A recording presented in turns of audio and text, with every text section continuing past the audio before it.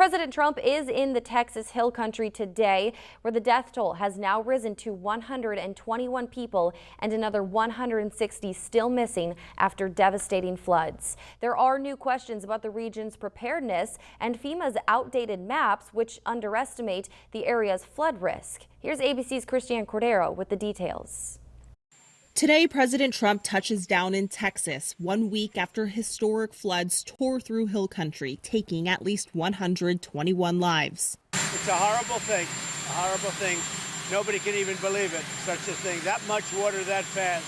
Trump and the First Lady meeting with officials during a roundtable and getting an aerial view of the miles-long devastation. 160 people are still missing. There's more than 2,100 responders on the ground here from state, local, and federal agencies working to reunite victims with families. Texas officials have faced a slew of questions about the region's preparedness ahead of the storm, including why Kerrville didn't have warning sirens installed and why county officials waited to send emergency alerts 90 minutes after they were requested.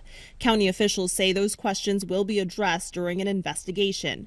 Trump has largely praised Texas officials' handling of the flash floods and immediately signed an emergency declaration to ensure federal aid, though some are drawing a stark comparison to his response to the Los Angeles wildfires when Trump suggested withholding aid, blasting local and state Democratic leaders.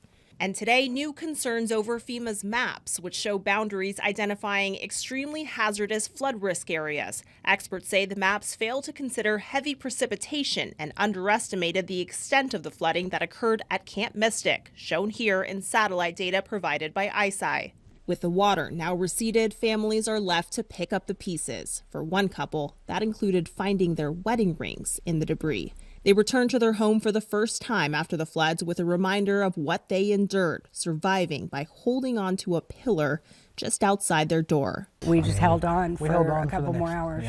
The president's visit also comes at a time when he has faced questions about the federal cuts to NOAA and his pledge to overhaul, if not phase out, FEMA. In the wake of the Texas floods, Trump has avoided discussing whether he has changed his plans. Christiane Cordero, ABC News, Washington.